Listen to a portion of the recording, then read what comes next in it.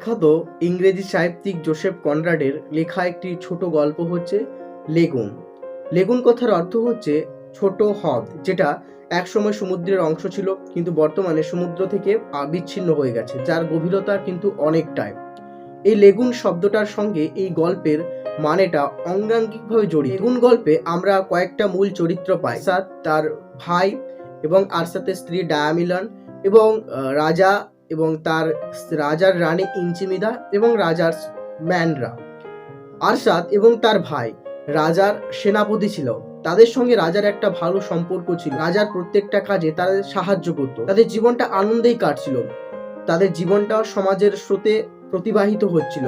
কোনো বাধায় তাদের জীবনকে আটকাতে পারেনি। তাদের জীবনটা খুব সুন্দর সচ্ছলভাবে হেসে খেলে পার হচ্ছে। তারা সমাজের মূল স্রোতের মধ্যে ছিল।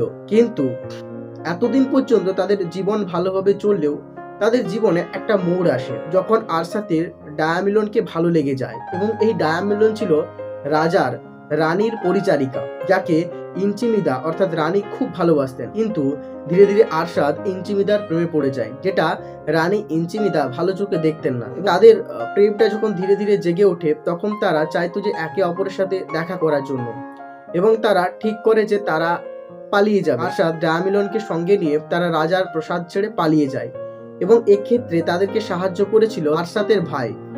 আরসাতের ভাই ছিল খুব সাহসী এবং খুব জোরে দৌড়তে পারতেন, এবং তাদের পালিয়ে যাওয়ার পথে রাজার মানুষেরা তাদেরকে ধাওয়া করে, এবং এগিয়ে তাদের পালিয়ে যাওয়ার পথে আরসাতের ভাইকে রাজার মানুষেরা হত্যা করে।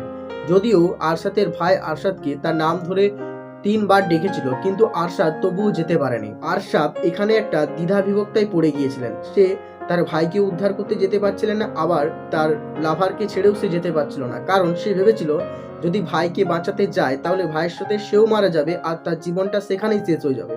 আর যদি সে তার লাভারের সঙ্গে থেকে যায় তাহলে সে তাকে নিয়ে একটা নতুন জীবন শুরু করতে পারবে।